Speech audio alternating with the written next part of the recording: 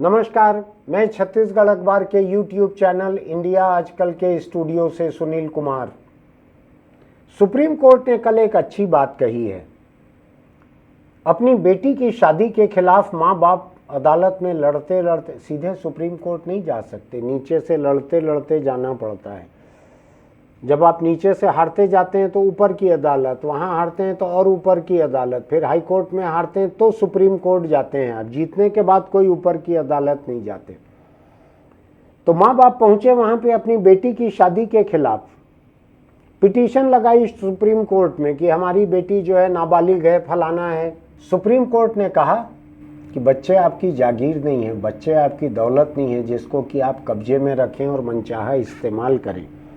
आल औलाद जब बालिग हो जाती है और अपनी मर्जी से शादी करती है तो उसको मंजूर करना सीखो। बालिग है, उसका कानूनी हक है, उसको अदालत भी नहीं रोक सकती शादी करने से दो बालिग लोगों को। हालांकि हिंदुस्तान का कानून अभी दो बालिग लोग अगर सेम सेक्स के हैं तो उनको रोक सकती है, उनके शादी को कोई मान्यता नहीं है। खैर, ये लड़का लड़की की बात रही होगी। तो हाईकोर्ट ने इस शादी में, लड़के लड़की की शादी में पति के खिलाफ एफआईआर हुई थी, उसको खारिज कर दिया था। मध्य प्रदेश का मामला था, मध्य प्रदेश हाईकोर्ट का, खारिज कर दिया था उसको। घर वालों ने लिखाया नाबालिग लड़की है, गायब हो गए। आमतौर पे होता है, चाहे लड़की 21-22 साल की भी रहे, जब वो किसी लड़के के साथ कहीं चली जाती है तो 2-3 चीज़ें कही जाती है। लड़का भगा के ले गया है, लड़की घर से भाग गई है। यानी भागना भगाने से परे सहमति से चले जाएं दो बालिग लोग, ऐसा समाज नहीं मानता, परिवार नहीं मानता। तो सुप्रीम कोर्ट को याद दिलाना पड़ा कि माँ बाप को बच्चों को, आल औलाद को कैद करके रखने का हक नहीं है अगर वो बालिग हो गए। तो बच्चे, मैं कह रहा हूँ माँ बाप के बच्चे, खुद के कैपेसिटी में बच्चे नहीं, अगर बालिग हो गए तो उनको रोकने का माँ बाप को कोई हक नहीं है।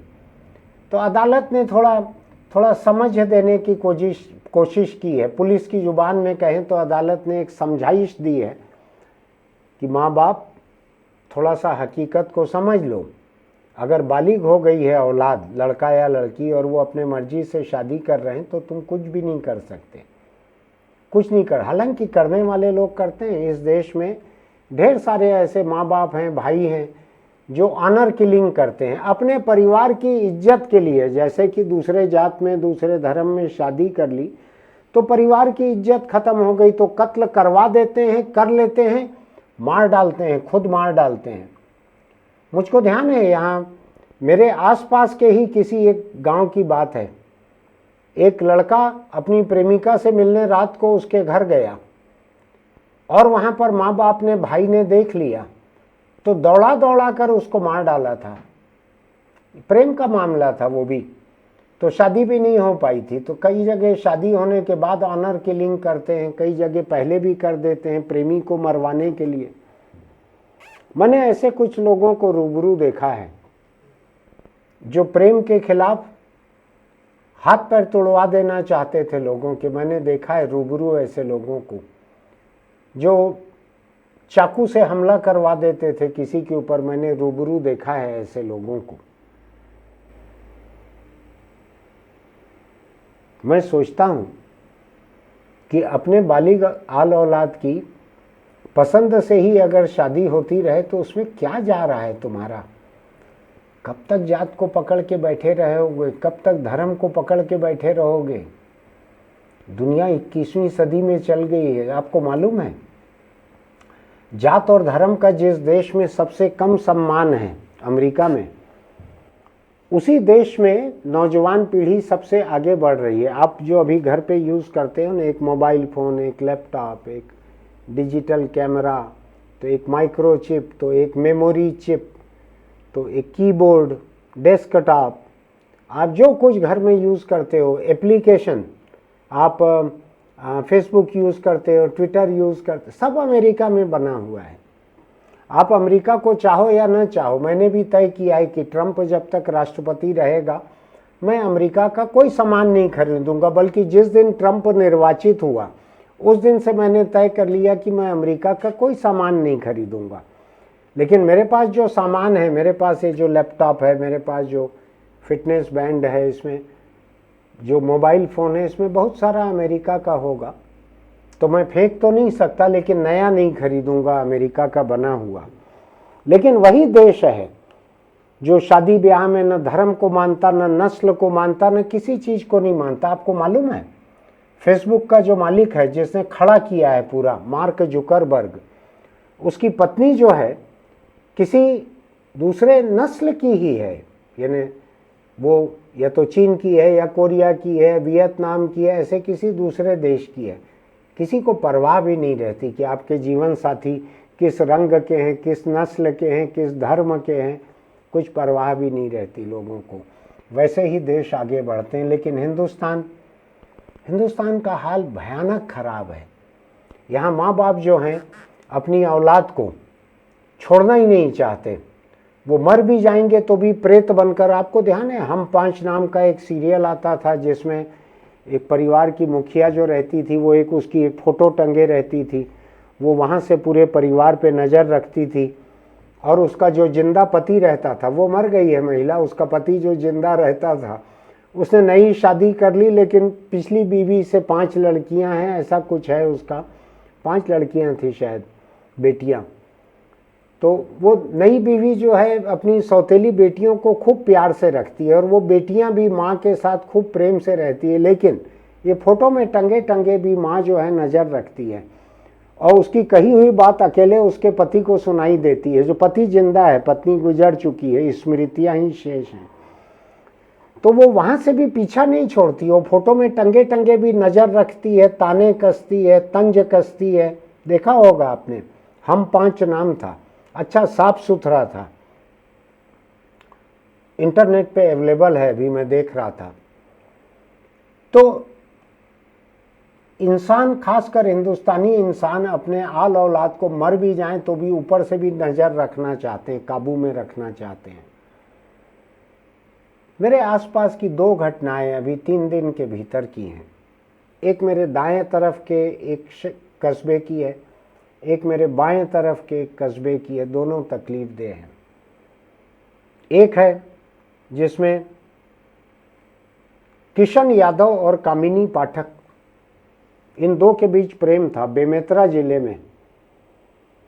दोनों की लाशें इमली के पेड़ पे टंगी हुई मिली।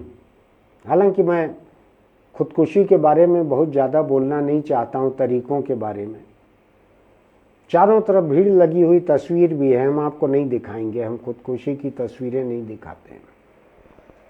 प्रेमिका की मांग में सिंदूर भरा हुआ था, जाहिर है कि वो शादी करना चाहते थे। लेकिन शायद घर वाले शादी के लिए तैयार नहीं हुए होंगे, दोनों ने खुदकुशी कर ली। दोनों नवागढ़ के वार्ड नंबर 1 के रहने वाले थे, खबरें बताती हैं। खबरें ये भी बताती हैं कि लड़का जो है किशन यादव था, लड़की कामिनी पाठक थी। अगर मेरी समाज की समझ थोड़ी सी ठीक है तो लड़का ओबीसी था और लड़की ब्राह्मण थी। अब मैं सोचता हूँ कि ठीक है, ये अंतरजातीय विवाह होता। ब्राह्मण सोच सकते हैं कि हमारी जाति उच्च वर्ण में आती है और ओबीसी नीचे आते हैं, शायद कहीं पाँव में नीचे तो दलित आते हैं, अनुसूचित जाति के लोग, वहीं आदिवासी थोड़ा ऊपर, उसके थोड़ा ऊपर ओबीसी वगैरह आते हैं, घुटने के नीचे नीचे आते होंगे ऐसा। ब्राह्मण इधर कहीं आता है, क्षत्रिय यहाँ आते हैं, वैश्य कहीं यहाँ जो लैपटॉप के पीछे मेरा बदन है, पेट वेट के पास आते होंगे, और ओबीसी वगैरह नीचे जांग के नीचे कहीं आते होंगे, जो वर्ण व्यवस्था है उसमें। लेकिन मैं एक दूसरी चीज़ सोचता हूँ कि हिंदुस्तान के ब्राह्मणों में अनगिनत लोग ऐसे हैं जो कृष्ण के उपासक हैं, कृष्ण की पूजा करते हैं ना। मेरे परिवार में भी कृष्ण की पूजा करने वाले लोग हैं, रोज आरती करते हैं। कुछ लोग जो आस्थावान हैं मेरे परिवार में, वो लोग रोज आरती करते हैं कृष्ण की। कृष्ण तो ओबीसी थे, फिर ब्राह्मण लोग इतनी बड़ी संख्या में मानते हैं कृष्ण को, आरती करते हैं उनकी। मैं खिलाफ नहीं हूँ, मैं तो चाहता हूँ कि सब लोग एक दूसरे की आरती करें, जाति व्यवस्था खत्म हो जाए। तो कृष्ण यादव थे, वो आरती के लायक हैं, लेकिन एक लड़का जो है वो आरती के लायक नहीं है, शादी के भी लायक नहीं है। थोड़ा गड़बड़ नहीं लगता है आपको कि कृष्ण जो हैं भगवान हैं, तो वो गोपियों के साथ में रास रंग रचाएं, नृत्य करें उनके साथ, उनके कपड़े लेके पेड़ पे चढ़ जाएं, गोपियां गिड़गिड़ाती रहें कि हे कन्हैया कपड़े हमारे दे दो। प्रेम, कृष्ण के प्रेम की कथाएं अनंत हैं, उनको प्रेम का भगवान माना जाता है। आपको ध्यान होगा कई नाम भी हैं उनके प्रेम को लेकर। लेकिन असल जिंदगी में आप प्रेम की बात करेंगे तो जो लोग कृष्ण की पूजा करने वाले लोग हैं, उसी बिरादरी के अधिकतर लोग एक झंडा डंडा लेकर आपको वैलेंटाइन डे पर और न्यू ईयर पर और क्रिसमस के आसपास, जिस दिन उनको ये आशंका होती है कि लड़का और लड़की मिल सकते हैं, उस दिन सिर तोड़ने के लिए, राखी बंधवाने के लिए, शादी करवाने के लिए उनकी मर्जी है। जिसके हाथ में लाठी है भैंस उसी की है, कानून उसी का है। वो कहीं शादी करवाने की जिद करते हैं, करो तुम शादी अभी, कहीं पे कहते हैं राखी बांधो, उनकी मर्जी है। कानून जो है उनके कुर्सी में जहां वो बैठते हैं उनके नीचे है कानून। तो लाठी लेके कुछ भी कर सकते हैं। झंडा और डंडा ये सबसे बड़ा हथियार है आज। और अगर आप नारे लगा सकते हैं, गले में एक गमछा है, तो आप कुछ भी कर सकते हैं। आप देखिएगा वैलेंटाइन डे पे गुंडे मवाली हमलावर लोगों को रोकने के बजाय पुलिस जो है लड़के लड़कियों को रोकती है कि तालाब किनारे मत बैठो, गार्डन में घुसना नहीं। गेट को बंद करके पुलिस बैठ जाती है कि कोई गार्डन में न घुस जाए। लड़के लड़कियों का हक वहां घुसने का नहीं है, झंडा डंडा वालों का हक गुंडागर्दी करने का है। ऐसा ये देश है। कृष्ण का उपासक भी है, पता नहीं कृष्ण की उपासना करते हुए इनके मन में प्रेम क्यों नहीं आया। प्रेम के लिए नफरत भरी हुई है इस देश में। मुझको लगता है कि अपने खुद के बचपन में, किशोरावस्था में, जवानी में जो लोग प्रेम नहीं कर पाए हैं वो प्रेम के दुश्मन हो जाते हैं। तो ऐसे ही लोग झंडा डंडा लेकर पहले निकलते हैं। जिनको खुद को कभी प्रेम नसीब नहीं हुआ है वो नफरत को पाल लेते हैं। चलो प्रेम नहीं मिला तो क्या हुआ, हम नफरत से शादी कर लेते हैं। तो ऐसे लोगों की वजह से समाज में इतना तनाव है। एक जात के बारे में मुझको पता लगा कि छत्तीसगढ़ की उस जाति ने 16,000 लोगों को अंतरजातीय विवाहों के कारण जात बाहर कर दिया। 16,000 लोगों को जात बाहर कर दिया। और आपको मालूम है बहिष्कार करने वाली इसी जाति के लोग जो हैं, हिंदू जाति है, इसी जाति के लोग आज सबसे अधिक ईसाई बन रहे हैं छत्तीसगढ़ में। तुम हमको शादी नहीं करने देते अपने मर्जी से, और हमको करना है, हमने कर ली। अब तुमने हमारे परिवार से हमारा रिश्ता तोड़वा दिया, हमको कोई जात में कोई बुला नहीं सकते कहीं पे, हम अपने माँ बाप के घर किसी फंक्शन में नहीं जा सकते, हमारे छोटे भाई बहन की शादी में हम नहीं जा सकते। तो इस जात में रह के क्या करेंगे। तो लोग जात छोड़ दे रहे हैं। आज छत्तीसगढ़ में सबसे अधिक ईसाई बनने वाले लोग इसी जाति के हैं। और ये अंतरजातीय विवाह, प्रेम विवाह पे रोक टोक और उसको लेकर जाति बहिष्कार करने का फल है कि वो परिवार, जात में तुम नहीं आने दे रहे ना, मत आने दो। जात के बाहर तो धर्म में हमारी जगह है नहीं, तो हम धर्म ही छोड़ जाते हैं। तो धर्म छोड़ के चले गए। अब आप कहते हो कि वो धर्मांतरण करवा रहे हैं। वो धर्मांतरण करवा रहे हैं कि नहीं ये तो मुझको नहीं मालूम है। हिंदू समाज के भीतर की इस जाति के लोग प्रेम विवाह और अंतरजातीय विवाह करने वाले लोगों को अपने समाज से बहिष्कृत कर करके उनको मजबूर कर रहे हैं धर्म छोड़ने के लिए। ये लोग दुनिया छोड़ दिए। और जिस दिन बेमेतरा में 10 तारीख की बात है, ये 10 तारीख की सुबह लाशें मिली हैं इनकी बेमेतरा में। प्रेमी जोड़े की मांग में सिंदूर भरा था लड़की के एक साथ किशन यादव, कामिनी पाठक। मैं नहीं जानता कि एक यादव कृष्ण के उपासक ब्राह्मण समाज को असल ज़िंदगी में यादव से इतना कितना परहेज रहा होगा कि उनकी बेटी ने अपने यादव प्रेमी के साथ चले जाना बेहतर समझा। मेरे लिए बहुत तकलीफ़ की बात है, बहुत ही तकलीफ़ की बात है मेरे लिए। मैं एक दूसरी खबर आपको बताना चाहता हूँ, ये भी वैसी ही तकलीफ़ की बात है। ये कोरबा थोड़ा दूर है, अलग तरफ है। बेमेतरा मेरे एक तरफ है, कोरबा मेरे दूसरे तरफ है। कोरबा जिले के करतला ब्लॉक के सुपातराई में 12 दिसंबर की खबर है। फोटो भी है, मैं दिखाना नहीं चाहता हूं आपको। प्रेमी जोड़ा मिला, कैसे मिला आप जानते हैं। बड़ी संख्या में भीड़ जुट गई। 12 तारीख की खबर है, मैं अभी ज़्यादा नहीं जा पाया हूं, शिनाख्त नहीं हो पाई कौन लोग हैं। पुलिस को खबर कर दी गई थी। ये 12 तारीख की बात है शाम की, वो 10 तारीख की बात थी सुबह की। 2 दिन के भीतर ये 2 घटनाएं हुई हैं। अब कहते रहे सुप्रीम कोर्ट माँ बाप को कि बालिग लोग अगर शादी करते हैं तो माँ बाप मंजूर करें, वो आपकी जागीर नहीं है, आपकी ज़मींदारी नहीं है, आपकी संपत्ति नहीं है, आपकी गाय नहीं है कि जिसके खूंटे से चाहे बांध दो। लोग यही करते हैं। मैं आपको बतलाऊं ये क्यों होता है। हिंदुस्तान के हिंदू धर्म की शादियों में एक रिवाज है कन्यादान का। हो सकता है हर जाति ना माने, बहुत सारी जातियां मानती हैं। मेरे इर्द गिर्द के लोग मानते हैं कन्यादान की रस्म को। कन्यादान से ये समझ में आता है कि हमारी कन्या को हम दान दे रहे हैं किसी को। आप दान किसको देते हैं? दान इंसान को थोड़ी देते हैं। आप अपने बच्चे को किसी को दान देते हैं क्या? दान देते हैं सामान को।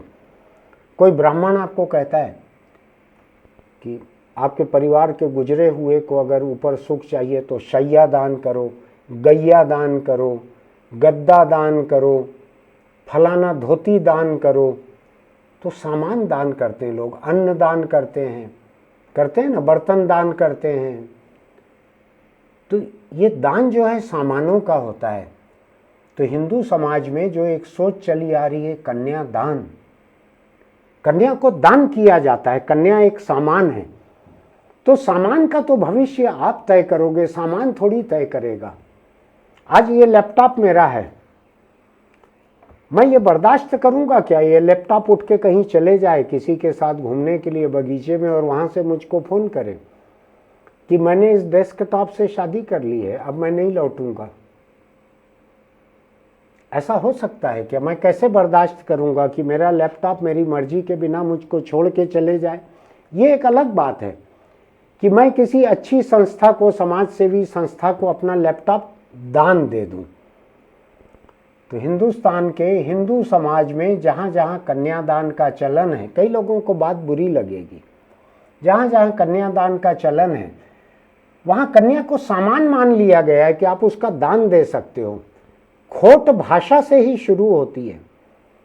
क्यों दान दोगे भाई? कौन होते हो आप दान देने वाले? आप देखेंगे 7 फेरों के जो वचन रहते हैं वो पूरी तरह से एक मर्द की दादागिरी को स्थापित करने वाले वचन रहते हैं, और आप कन्या को दान कर रहे हो। कुछ समाज में तो मुझको ऐसे ध्यान पड़ता है, कुछ जातियों में पटे के ऊपर बिठा के ऐसा ले जाके दान करते हैं।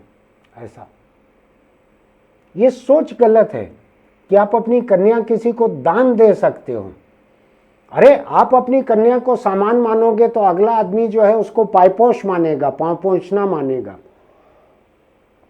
आप अगर अपनी कन्या को हमारे खानदान का चिराग कहोगे और कहोगे कि हम तुम्हारा घर संभालने के लिए हम इस शादी को मंजूरी दे रहे हैं, तुम्हारे परिवार को ये आगे बढ़ाए, बच्चे पैदा करे, इसको सुखी रखना, कभी दुखी रखोगे तो ठीक नहीं होगा देखना। मेरा कहना है आपकी परिवार को, आपकी बेटी को अगर कोई प्रताड़ित करे, आप वहाँ जाके हिंसा करो। मैं उसकी भी वकालत नहीं कर रहा हूँ, तो भी समझ में आता है। जिस लड़के ने आपकी बेटी से प्रेम किया है और शादी करके ले जाके उसके साथ रहना चाहता है, आप उसका कत्ल करवाते हो और इस कत्ल का इतना आतंक खड़ा कर देते हो कि लोग खुदकुशी करने लगते हैं। आप सोच के देखिएगा, जितने धर्मालु लोग हैं हमारे इधर, जितने भी, मैं अब जात पे नहीं जाता, मैं केवल धर्मालु पे जाता हूँ। सबसे अधिक धर्मालु लोग जो हैं उनकी कौन कौन सी जात है आप खुद देखिएगा। मैं तो जाति विहीन हूँ, आप देखिएगा कौन कौन सी जात के लोग हैं। ईश्वर कौन कौन है आप देखिएगा, किस किस जाति के हैं ईश्वर। सबसे ऊंची जाति वाले ईश्वर शायद कम होंगे, नीचे वाले जाति के ईश्वर ज़्यादा होंगे, या बीच की जातियों के। आप सोच के देखिएगा, और सोच के देखिएगा, आप पूजा करने के लिए तो ठीक है, यादव पूजा करने के लिए ठीक है, बेटी ब्याहने के लिए ठीक नहीं है। ऐसा कैसे चलेगा, ऐसा कैसे चलेगा? तो सुप्रीम कोर्ट ने कल एकदम सही सलाह दी है, माँ बाप को कहा है अपने दिमाग को थोड़ा बदलो, अपनी सोच को बदलो। लड़की जागीर नहीं है कि जिसके नाम चाहे लिख दोगे। सुप्रीम कोर्ट ने कन्यादान शब्द का इस्तेमाल नहीं किया है, मैं कर रहा हूं। मेरे हिसाब से इस शब्द का इस्तेमाल खत्म होना चाहिए। क्यों कन्या का दान होगा? आप जीते जाते इंसान का दान कर सकते हो क्या? आप अपने छोटे बच्चे का दान कर सकते हो कहीं पर? बूढ़े माँ बाप का दान कर सकते हो? भाई बहन का, पति पत्नी का दान कर सकते हैं क्या एक दूसरे? प्रेमी प्रेमिका तक जिनके बीच में कोई खून का रिश्ता नहीं है, कानूनी रिश्ता नहीं है, वो भी दान नहीं कर सकते एक दूसरे को। अब चलें कन्या को दान करने वाले। 2 दिनों में 2 प्रेमी जोड़े जो हैं वो चले गए, क्योंकि समाज शादी की इजाज़त नहीं देता। कई जगह तो एक ही जाति के रहते हैं दोनों, लेकिन उनको मालूम है कि माँ बाप मर्जी से शादी नहीं करने देंगे।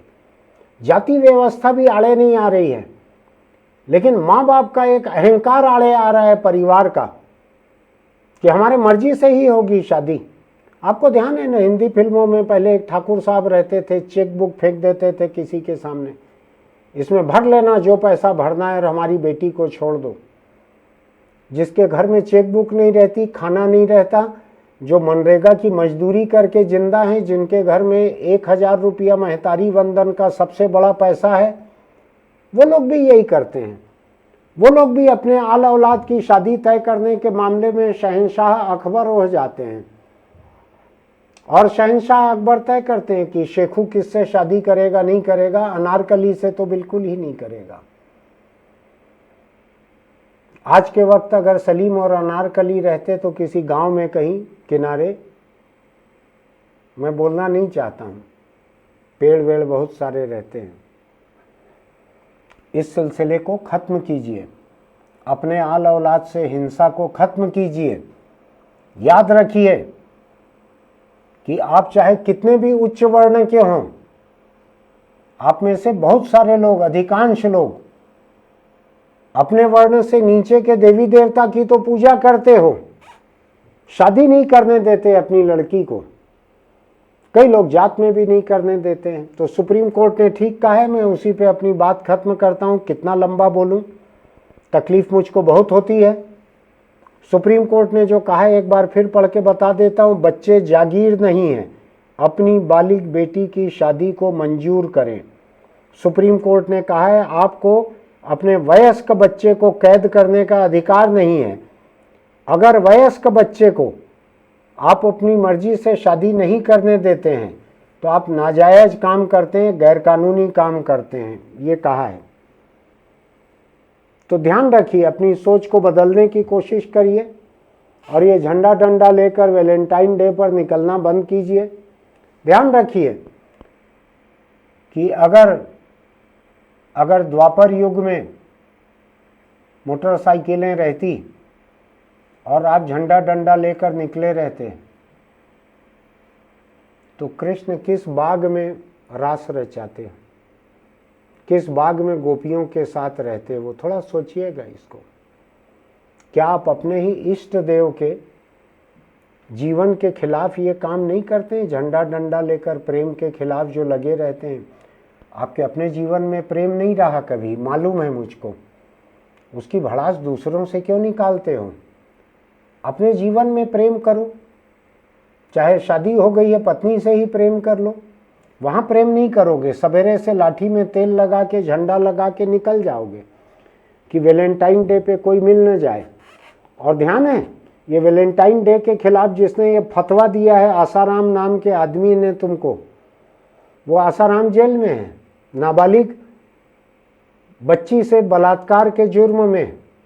अपने भक्त परिवार, अपने अनुयायी परिवार की नाबालिग बच्ची जो कि आसाराम के ही स्कूल के छात्रा थी, उसी के हॉस्टल में रहती थी, जो कहता है ना प्रेम नहीं करना चाहिए, माँ बाप की पूजा करो वैलेंटाइन डे पे, उसने खुद ने क्या किया था आसाराम ने, ये देख लो। इसलिए आसारामों की बात पे आके, उनके झांसे में आके माँ बाप की पूजा अपने घर में रोज करो। किसने रोका है? क्या अंग्रेजों के किसी दिन, ईसाइयों के किसी दिन वैलेंटाइन डे पे ही तुम पूजा करोगे माँ बाप की? आपको मेरी बात कड़वी लगी होगी तो इसको अपने आसपास के लोगों को जरूर भेजिएगा, क्योंकि वही मेरा मकसद है आज का। मैं गुदगुदाने की बात नहीं करता, मैं कपिल शर्मा के शो में नहीं हूँ। मैं असल ज़िंदगी की तकलीफ देह बातों को, मैं उनको रूबरू जूझना चाहता हूँ, उनसे टकराना चाहता हूँ उनसे, इसलिए मैं ऐसे मुद्दों पर बात करता हूँ। आप इसको भेजिएगा अपने आसपास के लोगों को। अगर वो लोग मुझको कोसेंगे, उनकी बद्दुआ मुझको लगेगी तो भी मुझको ठीक लगेगा। बच्चों को अपनी जागीर मत मानिए, सुप्रीम कोर्ट ने ये साफ किया है, नीचे की कोई अदालत आपका साथ नहीं देगी। आप अपने बेटी को, उसके प्रेमी को मार डालकर या उनको जेल में डालकर, खुद जेल में जाकर किसी का भला नहीं करेंगे। मैंने आल औलाद से प्रेम विवाह की वजह से नफरत करने वाले बहुत से लोगों को देखा है, सुख नहीं मिलता है उनको। चलिए, आज मैं कोई बीड़ी सिगरेट हेलमेट कुछ नहीं बोलूँगा, क्योंकि आज की मेरी पूरी की पूरी बातचीत ही आपको एक सलाह नसीहत है। सोचिएगा इस बारे में, अपने दोस्तों को भी हमारा यूट्यूब चैनल इंडिया आजकल, उसका ये एपिसोड, इसका लिंक भेजिएगा और हमारे चैनल को सब्सक्राइब कीजिएगा, नोटिफिकेशन की बटन दबाइएगा, लाइक कीजिएगा, टिप्पणी कीजिएगा, इस पे बात कीजिएगा अपने आसपास। और आप जिस जाति के भी हों, हिंदुस्तान में, हिंदू धर्म में अगर किसी भी जाति के हैं, आप थोड़ा मेरे सवाल का एक जवाब सोच के देखिएगा कि उच्च वर्ण अपने आप को जो लोग मानते हैं, ऊंची जाति का जो अपने आप को मानते हैं, ब्राह्मण, क्षत्रिय, वैश्य, ये तीन लोग तो अपने को ओबीसी से ऊपर मानते ही हैं, तीनों, यानी 3 हिस्से ऊपर मानते हैं अपने आप को।